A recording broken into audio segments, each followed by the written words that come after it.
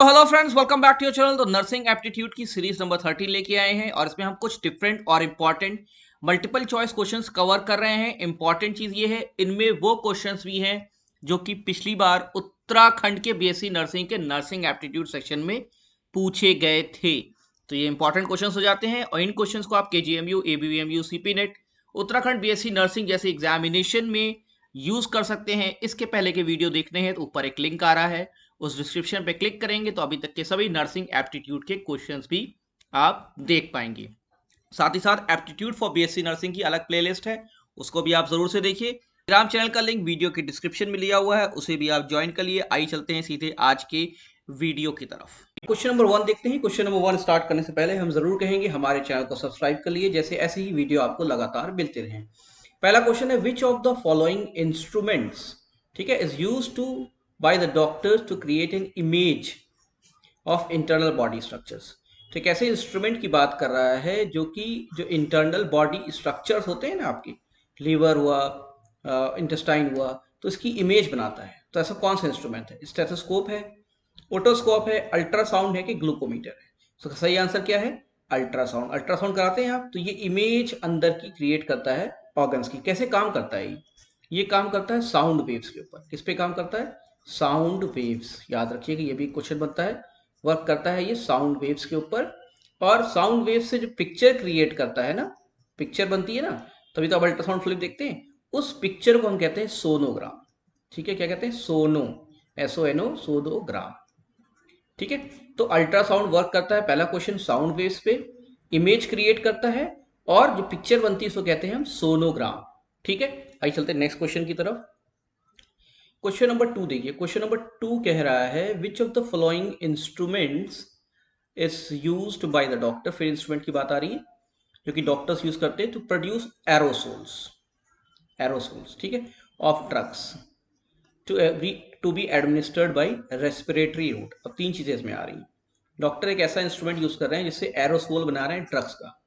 अब एरोसोल क्या होता है? जिसमें जैसे पूरा वो कोलाइडल सोल्यूशन होता है एरोसोल्स। ठीक है, तो जो ड्रग होती है इसे इनहेल की जाती है, तो रेस्पिरेटरी रूट मतलब सांस के रास्ते से।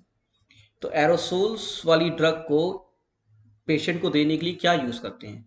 ठीक है, स्टेथोस्कोप यूज करते हैं, डिफिब्रिलेटर यूज करते हैं, अल्ट्रासाउंड यूज करते हैं, या चौथा ऑप्शन है यहाँ पे नेबुलाइजर यूज करते हैं। तो इसका सही आंसर है नेबुलाइजर। क्यों? आपको पता है ना, नेबुलाइज किया जाता है पेशेंट को सांस लेने में दिक्कत हो रही होती है, तो वो ड्रग जो है वो नेबुलाइज करके डाल दी जाती है, तो स्प्रेड आउट हो जाती है लंग्स में एरोसोल्स के फॉर्म में। तो इसे इसका जो आंसर है वो सही है, नेबुलाइजर। आइए देखते हैं नेक्स्ट क्वेश्चन। क्वेश्चन है, क्वेश्चन नंबर 3 है कि which of the following instruments, फिर इंस्ट्रूमेंट की बात आ रही है, is use by the doctors to measure क्या चीज? Doses of liquid specially in children. तो चिल्ड्रंस को जो दवा पिलाई जाती है ना, तो उनको किसी ढक्कन में पिलाई जाती है, या उसका डोज मेजर करने के लिए उसमें 5 ml 10 ml वो बना रहता है, तो उसको क्या कहते हैं? डिफिब्रिलेटर कहते हैं, ड्रॉपर कहते हैं, नेबुलाइजर कहते हैं, या नोजल कहते हैं? ठीक है, उस ढक्कन में जिसमें जो है साइजेस बनी रहती हैं या जिससे जो है ड्रॉप्स दी जाती हैं, तो उसको कहते हैं ड्रॉपर। ठीक है, तो स्पेसिफिक टर्म आपको पता होना चाहिए, इसका नाम है ड्रॉपर। आइए चलते हैं नेक्स्ट क्वेश्चन की तरफ। Question number 4। क्वेश्चन नंबर 4 कह रहा है कि which of the following instruments as used by the doctors, देखिए क्या करने के लिए? टू लुक इनसाइड, अंदर देखने के लिए। कहाँ? एनल कैनाल में। ठीक है, तो एनल कैनाल जो होता है उसमें देखने के लिए डॉक्टर्स क्या यूज करते हैं, या लोअर पार्ट ऑफ रेक्टम में देखने के लिए क्या यूज करते हैं? ड्रॉपर यूज करते हैं, नेबुलाइजर यूज करते हैं, ऑटोस्कोप यूज करते हैं कि प्रोक्टोस्कोप यूज करते हैं? ठीक है, तो ड्रॉपर तो होगा नहीं, नेबुलाइजर भी बता चुके हैं क्या होता है। ऑटोस्कोप ईयर देखने के लिए होता है, कान देखने के लिए, मैं पहले बता चुका हूँ। ये प्रोक्टोस्कोप जो इंस्ट्रूमेंट है ये एनल रूट को देखने के लिए होता है। ठीक है, तो इसका सही आंसर क्या है? प्रोक्टोस्कोप। तो प्रोक्टोस्कोप से डॉक्टर एनल कैनाल या रेक्टम के लोअर पार्ट को ऑब्जर्व करते हैं, देखते हैं। ठीक है, आइए चलते हैं नेक्स्ट क्वेश्चन की तरफ। Question number 5। क्वेश्चन नंबर 5 कह रहा है कि द साइंस, एक ऐसी फील्ड है साइंस की जिसमें रेडिएशंस को यूज किया था, involve the use of radiations. ठीक है, किस लिए? रेडिएशन से हम इमेजेस बनाते हैं। क्या करते हैं? To provide images of tissues, organs, bones, vessels, जो कि ह्यूमन बॉडी के अंदर होती है। ठीक है, तो ऐसी फील्ड या ऐसी साइंस जिसके हम रेडिएशंस को यूज करके इमेजेस बनाते हैं टिश्यूज की, उसे क्या कहते हैं? अल्ट्रासाउंड कहते हैं, नेबुलाइजर कहते हैं, गायनेकोलॉजी की फील्ड कहते हैं कि रेडियोलॉजी? तो ये ऑप्शन आपको क्लियर होगा, इसको कहते हैं रेडियोलॉजी। रेडियोलॉजी डिपार्टमेंट होता है ना, तो रेडियोलॉजी डिपार्टमेंट में रेज के थ्रू इमेजेस बनाते हैं टिश्यू को, तो ये पूरी फील्ड है। गायनेकोलॉजी तो फीमेल रिप्रोडक्टिव सिस्टम से है। ठीक है, क्वेश्चन नंबर 6 देखते हैं। क्वेश्चन नंबर 6 पहले समझ लीजिए, उसके बाद हम आगे डिस्कस करते हैं। ठीक है, द इंस्ट्रूमेंट यूज टू, किस लिए? यूज टू असिस्ट और कैरी आउट। ठीक है, क्या करने के लिए? असिस्ट करने के लिए या कैरी आउट करने के लिए? क्या? Mechanical act of inspiration and expiration. मतलब किसी को ब्रीथिंग प्रॉब्लम हो रही है या हार्ट प्रॉब्लम हो रही है, तो उसकी ब्रीथिंग में प्रॉब्लम हो रही होती है, तो एक ऐसा इंस्ट्रूमेंट होता है जिससे हम इंस्पिरेशन और एक्सपिरेशन को मोटिवेट करते हैं। जैसे कि जो पेशेंट नॉन रेस्पायरिंग, उसको सांस लेने में दिक्कत हो रही, कैन ब्रीथ प्रॉपरली, और ये लाइफ सपोर्ट सिस्टम में भी यूज़ किया जाता है। ठीक है, तो उस पर कई क्वेश्चन है कि लाइफ सपोर्ट सिस्टम में एक ऐसा इंस्ट्रूमेंट यूज़ हो रहा है जिसके थ्रू ब्रीदिंग में हेल्प हो रही है, उस टेक्निक के थ्रू। तो क्या है वो? ठीक है, वो क्या? अल्ट्रासाउंड है, वेंटिलेटर है, एमआरआई है कि एक्सरे है? तो इसका सही आंसर है वेंटिलेटर। आपको पता है वेंटिलेटर के थ्रू ब्रीदिंग प्रोवाइड करते हैं। ये इंस्ट्रूमेंट यूज होता है ज़्यादातर आईसीयूज में। अल्ट्रासाउंड तो मैंने बता ही दिया था, एमआरआई मैग्नेटिक रेजोनेंस इमेजिंग है, एक्सरे भी इमेजिंग है, लेकिन वेंटिलेटर से ब्रीदिंग के इश्यूज हम सॉल्व करते हैं। ठीक है ना? आइए चलते हैं नेक्स्ट क्वेश्चन की तरफ। Question number 7। अब ये कह रहा है a general instrument use to remove, remove term आया किस चीज को? फॉरेन पार्टिकल्स या फॉरेन बॉडीज फ्रॉम ईयर और नेजल कैविटीज। नेजल मतलब नाक, ईयर मतलब कान। तो कान और आंख में गए हुए कोई भी फॉरेन पार्टिकल है, मतलब बाहर से आई कोई चीज है, उसको हटाने के लिए क्या यूज होता है? सीजर, कैची, गॉज, क्रोकोडाइल फॉर्सेप्स की ट्यूनिंग फोर्क। ठीक है, तो इसका जो स्पेसिफिक जो इंस्ट्रूमेंट है उसका नाम है क्रोकोडाइल फॉर्सेप्स। ठीक है, क्रोकोडाइल जानते हैं, मगरमच्छ, तो उसका अलग चीज़ है, लेकिन क्रोकोडाइल फॉर्सेप्स के नाम से ये इंस्ट्रूमेंट जाना जाता है, जिसके थ्रू आप नाक और कान में कहीं हुई गंदगी को आप निकाल सकते हैं। ठीक है, ट्यूनिंग फोर्क क्या होता है? ट्यूनिंग फोर्क से ये डेफनेस मेजर करने के लिए, मतलब बहरापन मेजर करने के लिए यूज होता है ट्यूनिंग फोर्क। तो एक क्वेश्चन और यहाँ बनता है। ठीक है, आइए चलते हैं क्वेश्चन नंबर 8 की तरफ। क्वेश्चन नंबर 8 कह रहा है कि मशीन की बात हो, देखिए क्वेश्चन को समझने की कोशिश कीजिएगा। ठीक है, कहाँ मशीन है, कहाँ इंस्ट्रूमेंट है, कहाँ टेक्निक है। तो यहाँ मशीन की बात हो रही है, ऐसी मशीन जहाँ सोनोग्राफी ऑफ द हार्ट होती है to know its function and state. अब सोनोग्राफी आपने टर्म सुना था अल्ट्रासाउंड में, जहाँ साउंड वेव से पिक्चर बनाई जाती है, लेकिन एक ऐसी मशीन होती है जहाँ पे सोनोग्राफी जो होती है, पिक्चर बनती है हार्ट की, जैसे हम जान सके फंक्शन कैसा चल रहा है, स्टेट कैसा चल रहा है। ऐसी मशीन जो कि सोनोग्राफी करती है हार्ट की, साउंड वेव से ही करेगी, नेचुरल सी बात है।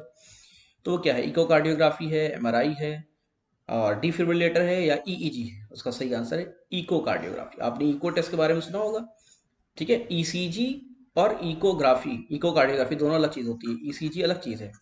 ठीक है, ईसीजी होता है ना, इलेक्ट्रोकार्डियोग्राम होता है, ये इलेक्ट्रो होता है, इलेक्ट्रो होता है, ई फॉर इलेक्ट्रो होता है, यहाँ इको टर्म यूज हो रहा है।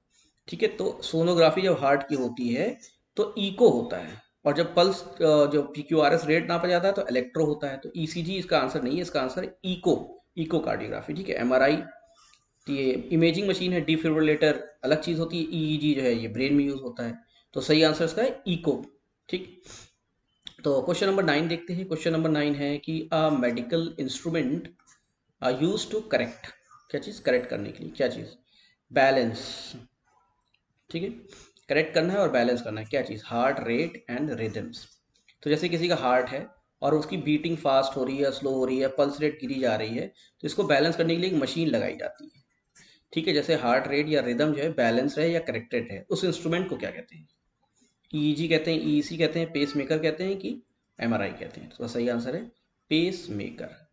पेस मेकर वो मशीन है जिसके थ्रू हार्ट रेट और रिदम बैलेंस की जाती है। पेस मेकर लगा देते हैं तो पेस बना रहता है, जिस रेट से बीट कर रहा था वो बीट करता रहेगा, प्रॉब्लम नहीं होती।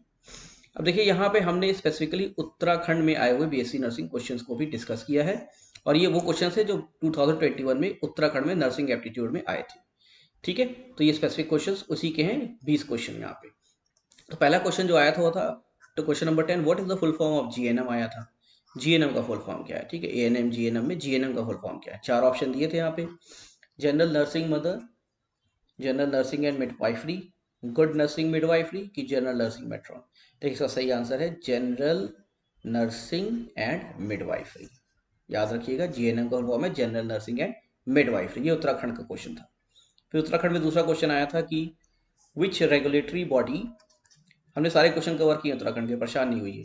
विच regulatory body controls nursing profession in India, ऐसी कौन सी बॉडी है इंडिया में, गवर्निंग बॉडी, जो कि नर्सिंग का जो प्रोफेशन पूरा कंट्रोल करती है, कैसे नर्सिंग चलेगा, क्या नॉर्म्स होगा, क्या सिलेबस होगा।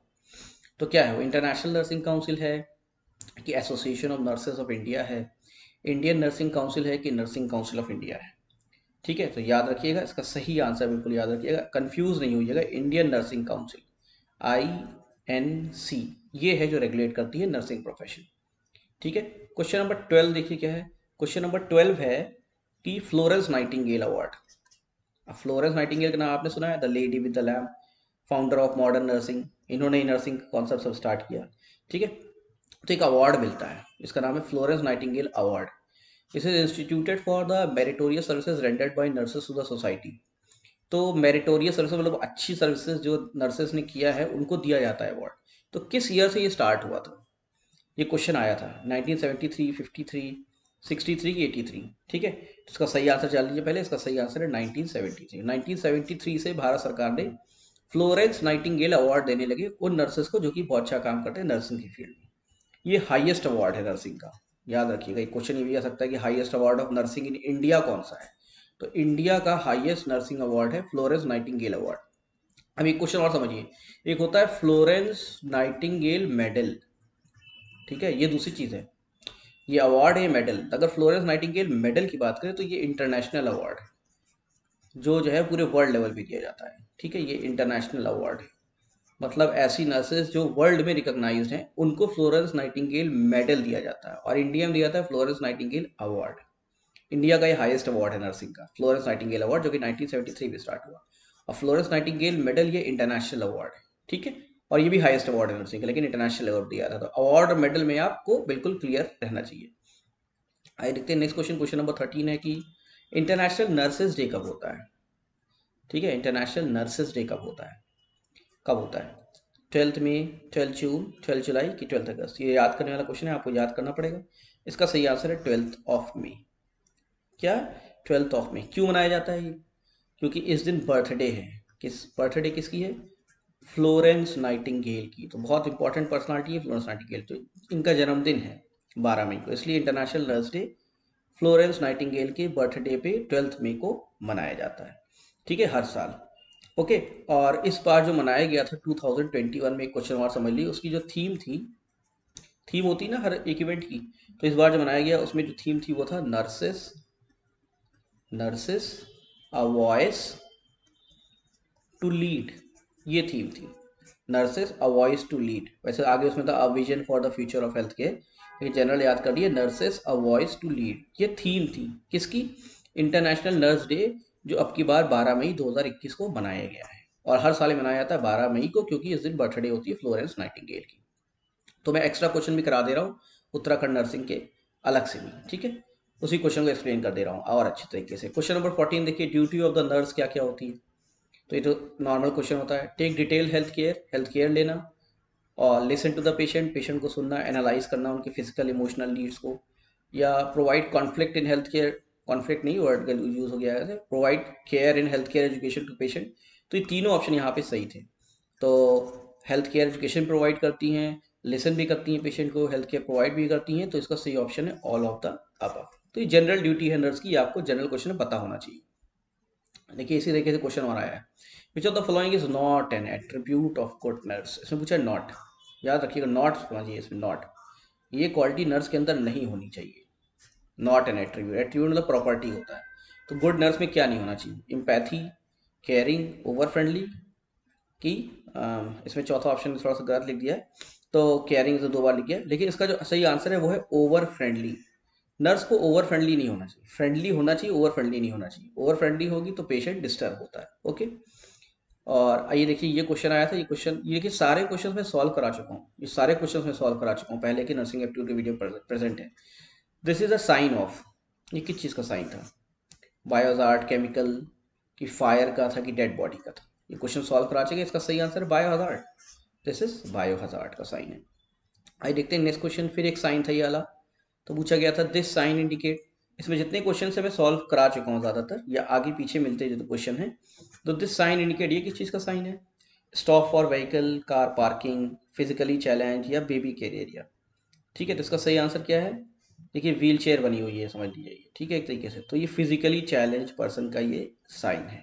ओके, आइए चलते हैं नेक्स्ट क्वेश्चन तरफ। क्वेश्चन नंबर 18, एक और साइन बना हुआ है, अच्छा क्वेश्चन है ये, कंफ्यूज कर सकता है। दिस साइन इंडिकेट, ये क्या इंडिकेट कर रहा है साइन? ठीक है, तो आपको प्रेग्नेंट वुमेन तो दिख रही है, तो इसका मतलब क्या है, women not permitted, pregnant women not permitted, delivery women not for pregnant lady, या फीडिंग रूम। तो फीडिंग रूम तो है नहीं, प्रेगनेंसी से रिलेटेड है, वुमेन नॉट परमिटेड ये भी गलत हो जाएगा, या तो ये होगा तो ये होगा। लेकिन इसमें सिंबल जो लगा हुआ है क्रॉस वाला लगा है, मतलब यहाँ पे प्रेग्नेंट वुमेन को नहीं आना है, तो इसका सही आंसर होगा प्रेग्नेंट वुमेन नॉट परमिटेड। ये नहीं है कि डिलीवरी रूम ये नहीं होगा, सही आंसर इसका प्रेग्नेंट वुमेन नॉट परमिटेड। आइए चलते हैं नेक्स्ट क्वेश्चन की तरफ। ये सब क्वेश्चन उत्तराखंड में आए हुए हैं, ठीक है। तो फॉर एक्सरे एग्जामिनेशन, अगर किसी को एक्सरे कराना है तो पेशेंट को कहाँ जाना होगा, रेडियोलॉजी, पैथोलॉजी, फार्माकोलॉजी की ऑपरेशन थिएटर। तो मैंने बताया था एक्सरे क्या है, रेज है, रेज की स्टडी होती है रेडियोलॉजी में, तो सही आंसर क्या हो उसका, रेडियोलॉजी डिपार्टमेंट। ठीक है, आइए चलते क्वेश्चन नंबर 20 की तरफ। क्वेश्चन नंबर 20 कह रहा है कि फॉर रूटीन ब्लड टेस्ट, अगर आपको ब्लड टेस्ट कराना है तो कहाँ जाना पड़ेगा, रेडियोलॉजी में जाना पड़ेगा, पैथोलॉजी में, कि ऑर्थोपेडिक्स में, कि एनेस्थीसिया में। ठीक है, ब्लड टेस्ट कराना है तो उसको जाना पड़ेगा पैथोलॉजी लैब में, इसका सही आंसर। रेडियोलॉजी तो एक्सरे वाला डिपार्टमेंट हो गया, ऑर्थोपेडिक्स जो है हड्डी वाला हो जाता है, एनेस्थीसिया वो जहाँ पे सुन किया जाता है, मतलब दवा दे के जो है असर पेन का कम किया जाता है, वो डिपार्टमेंट होता है एनेस्थीसिया। पैथोलॉजी होता है जहाँ पे टेस्ट होते हैं ब्लड टेस्ट, उसका सही आंसर क्या होगा, पैथोलॉजी डिपार्टमेंट। क्वेश्चन नंबर 21, ये भी मैं बता चुका हूँ, पढ़ा चुका हूँ। बीपी तो ज़्यादातर पढ़ाए हुए क्वेश्चन ही आए हैं, तो ये अच्छी बात है, लेकिन अब एबीवीएमयू दूसरे एग्जामिनेशन में क्या आते हैं ये डिपेंड करेगा, लेकिन हम एक्सपेक्ट करते हैं कि ऐसे ही क्वेश्चन आएंगे, इसके अगल बगल के ही क्वेश्चन आते हैं। तो BP is measured by which instrument, BP किससे नापा जाता है, ब्लड प्रेशर, स्फिगोमैनोमीटर, इलेक्ट्रोकार्डियोग्राफ, कार्डियोवर्टर की वेंटिलेटर। तो याद कर लीजिएगा, जो मशीन होती है बीपी को उसे कहते हैं स्फिग्मोमैनोमीटर, बता चुका हूँ फिर बता रहा हूँ, स्फिग्मोमैनोमीटर। ठीक है, इलेक्ट्रोकार्डियोग्राफ क्या है, ये तो ईसीजी है, इलेक्ट्रोकार्डियोग्राम देता है हार्ट के लिए है ये तो। कार्डियोवेटर और वेंटिलेटर ये सब रेस्पिरेशन के लिए है। ठीक है, आइए चलते हैं नेक्स्ट क्वेश्चन की तरफ। नेक्स्ट क्वेश्चन है, instrument use to listen to the sound made by heart and lungs. तो कैसा इंस्ट्रूमेंट है ये भी बता चुका हूँ मैं, जिसकी मदद से आप साउंड सुन सकते हैं हार्ट की या लंग्स की। क्या कहते हैं उसे, stethoscope, sphygmomanometer, thermometer, electrocardiograph. Stethoscope आले को कहते हैं, जो आला होता है ना, जो आप लगा के सुनते हैं, तो स्टेथोस्कोप से आप हार्ट और लंग्स की आवाज़ सुन सकते हैं। स्फिगोमैनोमीटर तो बीपी के लिए, थर्मोमीटर टेम्परेचर नापने के लिए, इलेक्ट्रोकार्डियोग्राफ ईसीजी है हार्ट के लिए। ठीक है, सभी ऑप्शंस क्लियर है। आइए चलते हैं नेक्स्ट क्वेश्चन की तरफ। क्वेश्चन 23, ये सब उत्तराखंड में आए हुए हैं जो डील कर रहे हैं। क्वेश्चन नंबर 23 है, department from where drugs are dispense in the hospital. Dispense मतलब निकाली जाती हैं, डिस्पेंसिंग होती है वहाँ से। ठीक है, तो कौन से डिपार्टमेंट से होती है जहाँ से ड्रग निकाली जाती है, medical store, pharmacy, physiotherapy, first aid room. अब फिजियोथेरेपी फर्स्ट एड तो नहीं होगा, इन दोनों में आपको कन्फ्यूजन होगा। सही आंसर जो है वो फार्मेसी है, और इसको बल्कि हॉस्पिटल फार्मेसी के नाम से भी आ सकता है, तो याद कर लीजिएगा, hospital pharmacy. Okay, medical store नहीं होगा, हॉस्पिटल फार्मेसी। हॉस्पिटल की बात हो रही ना, क्योंकि ये क्वेश्चन आया था। सीएमओ का फुल फॉर्म क्या है, सीएमओ होता है ना हॉस्पिटल में, इसका ऑप्शन ये दिया हुआ था, क्या है सही आंसर इसका सही आंसर है चीफ मेडिकल ऑफिसर। कंफ्यूज मत होइए, याद रखिएगा चीफ मेडिकल ऑफिसर सीएमओ का फुल फॉर्म होता है। नेक्स्ट क्वेश्चन देखते हैं। ये फर्स्ट एड के क्वेश्चन आए थे कि अगर केमिकल बर्न हो जाए तो क्या करना चाहिए, what do you do for a chemical burn. Chemical से अगर आप जल गए, एसिड गिर गई, तो क्या करें, flush with water, dry and cover, पानी से धुल के ड्राई करके कवर कर दें, या flush with large amount of water cover, कि लार्ज अमाउंट ऑफ वाटर से ज़्यादा पानी लगा के धुलें, या flush with large amount of warm water, गर्म पानी से धुलें, या flush with large amount of cold water, ठंडे पानी से धुलें। तो आपको पता है बर्न हुआ है, तो सिंपल सी चीज़ है, कोल्ड वाटर यूज़ होगा। तो सही आंसर इसका क्या है, question number answer number D, cold water से धुलिए और हेल्प के लिए वेट कीजिए। ठीक है, क्वेश्चन नंबर 26 ये भी था आपका फर्स्ट एड से। तो when giving care for external bleeding, मान लीजिए कोई पेशेंट है, से ब्लीडिंग हो रही है, ठीक है, खून निकल रहा है, तो क्या करना चाहिए, एलिवेट द इंजरी, मतलब इंजरी को बढ़ा दे, तो करना ही नहीं है आपको। डायरेक्ट प्रेशर लगाना है, ये सही आंसर है। लूज ड्रेसिंग से कोई मतलब नहीं है, टॉर्निकेट अलग चीज़ होती है, अभी बताता हूँ।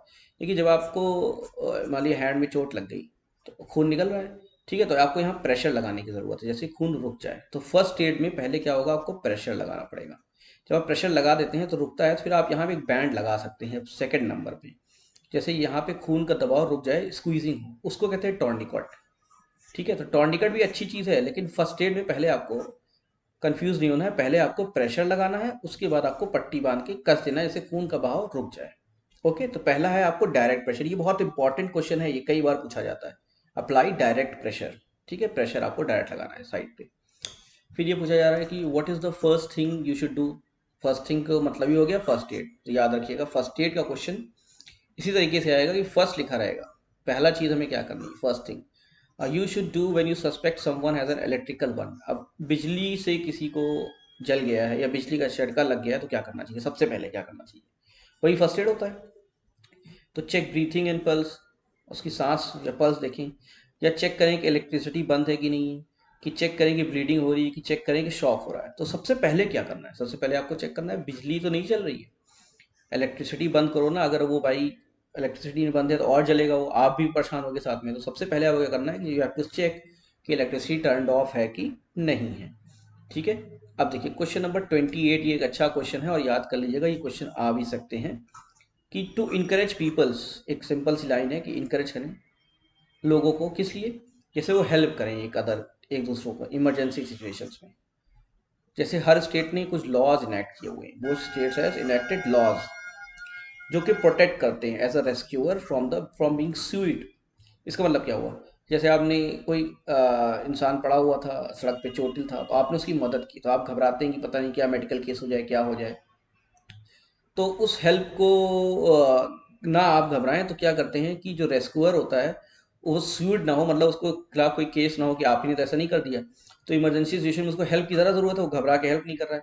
तो इसलिए एक लॉ बनाया गया कि जो भी हेल्प करके लाएगा उसके खिलाफ कोई एक्शन ना हो, वरना वही लेके आया और वही फंस गया। तो इस लॉ को क्या कहते हैं, goodwill law, first aid law, good samaritan law, की there is such no law. सही आंसर याद रखिएगा, द गुड समार्टिन लॉ है, ये लॉ बना हुआ है। द गुड समार्टिन लॉ ये ऐसा लॉ है जिसमें आप किसी भी इमरजेंसी सिचुएशन में, कोई भी चोटिल व्यक्ति है उसकी आप मदद करते हैं, हॉस्पिटल लेके जाते हैं, तो आप पे केस नहीं लगेगा कि पता चला कहते हैं कि आप ही नहीं काम किया है। इस लॉ से आप प्रोटेक्टेड हैं। ओके, क्वेश्चन नंबर 29 देखिए क्या है। क्वेश्चन नंबर 29 कह रहा है कि हैंड वॉशिंग डे किस दिन होता है। तो ये तो आपको याद करना पड़ेगा ना, हैंड वॉशिंग डे किस दिन है, 15 अक्टूबर है, 25 अक्टूबर है, 5 अक्टूबर है, 5 नवंबर, ये पूछा गया उत्तराखंड में। तो सही आंसर इसका याद कर लीजिएगा 15 अक्टूबर। 15 अक्टूबर हैंड वॉशिंग डे, हाथ धुलने वाला दिवस है। ओके, अभी देखिए नए क्वेश्चन, उत्तराखंड के क्वेश्चंस मैंने कवर कर लिए यहाँ पे। अब आपको कुछ नए क्वेश्चंस दे रहा हूँ जो कि आप यूज़ कर सकते हैं नर्सिंग एप्टीट्यूड में, ठीक है। तो काफ़ी लंबा वीडियो हो रहा है लेकिन क्वेश्चन हम कवर करते हैं। Question number 30, an emergency life saving procedure perform when the heart stops beating. इसका मतलब क्या है, कोई पेशेंट है जिसका हार्ट स्टॉप हो गया, बीटिंग नहीं धड़क रहा है या बहुत थोड़ा थोड़ा धड़क रहा है, तो आप उसमें क्या करेंगे, कौन सी इमरजेंसी में क्या प्रोसीजर फॉलो करेंगे। लाइफ सेविंग, बहुत इंपॉर्टेंट क्वेश्चन। ईसीजी करेंगे, ईईजी करेंगे, सीपीआर करेंगे, इको करेंगे।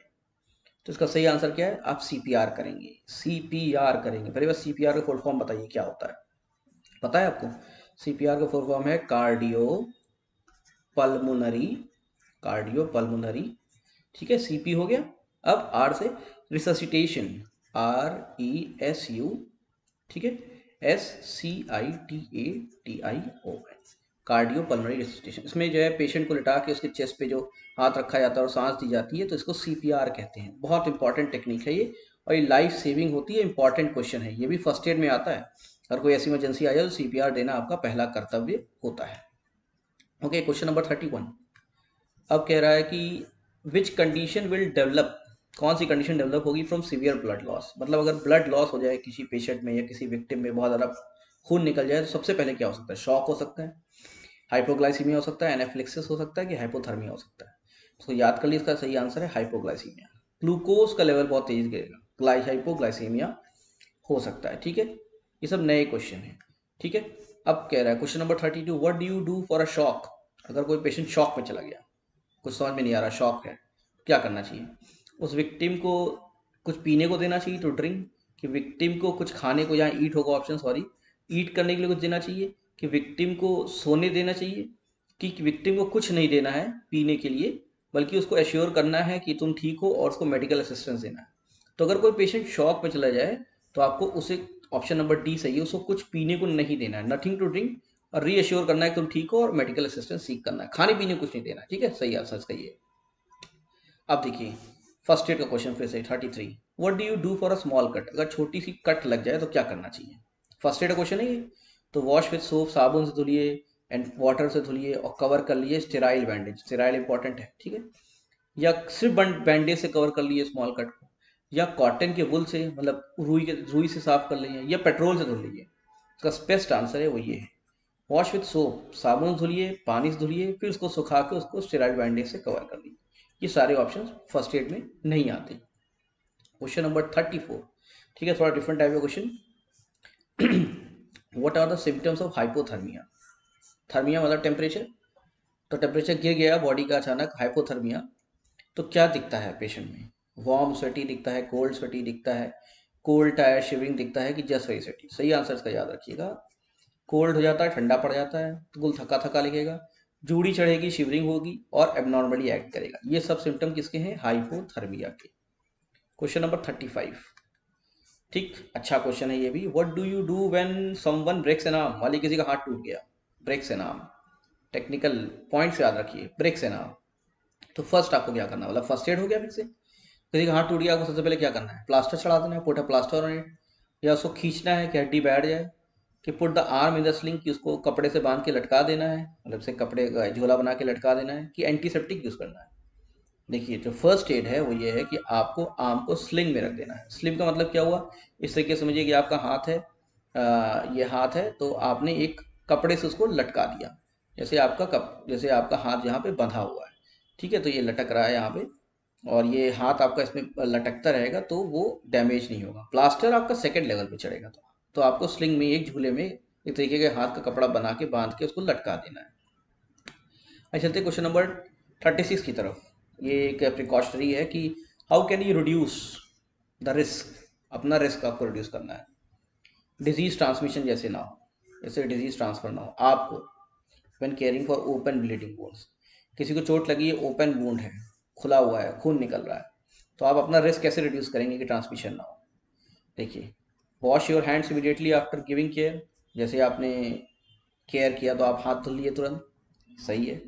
Avoid direct contact with blood, उसके खून से आपको डायरेक्ट कॉन्टैक्ट नहीं करना है, ये भी सही है।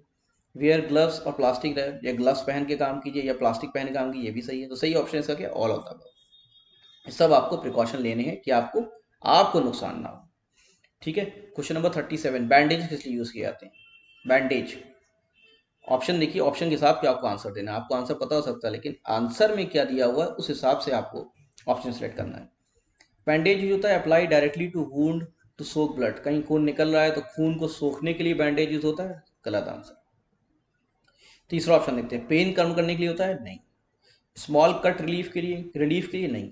ये इसलिए है कि होल्ड ड्रेसिंग इन प्लेस, जैसे आपने पट्टी लगा दी और रुई के ऊपर, तो रुई को अपने जगह पे रखने के लिए, ड्रेसिंग को प्लेस में रखने के लिए बैंडेज यूज होता है। और सबसे इंपॉर्टेंट, प्रेशर अप्लाई करने के लिए, क्योंकि प्रेशर अप्लाई करेंगे तभी खून रुकेगा, ठीक है। क्वेश्चन नंबर 38, तो 38 कह रहा है कि हीट स्ट्रोक, गर्मी लग गई, हीट से स्ट्रोक हो गया, तो क्या होता है? Very high body temperature, temperature बुखार चढ़ जाता है, ये भी होता है, ठीक है।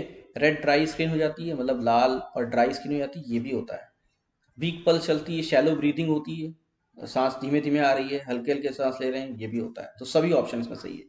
तो हीट स्ट्रोक, जैसे गर्मी में जो लू लग जाती है ना, हीट स्ट्रोक लग जाता है, तो इसमें ये सारे सिम्टम्स होते हैं। टेम्परेचर बहुत तेज हो जाएगा, डिहाइड्रेशन होगा, रेड हो जाएगी स्किन, वीक पल्स चलेगा, ये सब सिम्टम्स है। क्वेश्चन नंबर 39, देखिए एक अलग टाइप का क्वेश्चन है, अच्छा क्वेश्चन है कि एक सेरेमनी होती है, सिंबलिज्म है, एक सेरेमनी होती है किसकी? इसे वेलकम किया जाता है न्यूली ग्रेजुएटेड और soon to be graduated nurses के। तो नर्सेस जो ग्रेजुएट करने वाली होती हैं या हो गई होती हैं, उन सबको सेरेमनी होती है जिसमें उनको पिन्स प्रेजेंट की जाती है, नर्सिंग पिन्स प्रेजेंट की जाती हैं, ठीक है। नर्सेस के लिए होता है, जब वो ग्रेजुएट करने वाली होती है या होने वाली होती है, तो एक सेरेमनी करते हैं जिसमें उनको नर्सिंग पिन्स देते हैं उनके जान पहचान के लोग। वो क्या कहलाती है? कॉन्वोकेशन कहलाता है, मतलब दीक्षांत समारोह, डिग्री कन्फर्मेंट सेरेमनी की डिग्री मिल रही है, पिनिंग सेरेमनी की रहती है कि लैम्प सेरेमनी। तो इसका सही आंसर याद रखिएगा, पिनिंग सेरेमनी है। पिनिंग सेरेमनी बहुत इंपॉर्टेंट है। ये वो सेरेमनी है जिसमें नर्सेस को अवार्ड मिलता है, मतलब अवार्ड के मतलब उनको रिकॉग्निशन भी मिलता है और नर्सिंग पिन्स भी दी जाती है, इसलिए इसका नाम पिनिंग पड़ा हुआ है। लैम्प भी वहाँ जलाए जाते हैं, लैम्प रिप्रेजेंट करते हैं नाइटिंगेल को, फ्लोरेंस नाइटिंगेल को, लेडी ऑफ द लैम्प। लेकिन जो सेरेमनी का नाम है उसको याद रखिए, वो पिनिंग सेरेमनी है, लैम्प सेरेमनी नहीं है। सही आंसर क्या है? Pinning ceremony. Last question, Florence Nightingale का जन्म कहाँ हुआ था? ठीक है, आपने बहुत सुना फ्लोरेंस नाइटिंगेल, तो ये याद रखिएगा, जब भी आप पढ़ेंगे तो कहा जाता है ब्रिटिश नर्स थी, क्या कहा जाता है, ब्रिटिश नर्स। लेकिन जन्म ब्रिटेन में नहीं हुआ है, कहाँ हुआ है, फ्रांस में हुआ है, इटली में हुआ है, ब्रिटेन में हुआ है, यूएसए में हुआ है। सही आंसर है इसका इटली, जगह का नाम भी फ्लोरेंस है। तो इटली में इनका जन्म हुआ है। तो फ्रेंड्स हमारे थे आज के क्वेश्चन, आशा करते हैं आपके क्वेश्चन अच्छे लगे तो हमारे चैनल को जरूर सब्सक्राइब कीजिए, शेयर कीजिए, बने रहिए हमारे चैनल के साथ। Thank you very much and best of luck for all of your exam.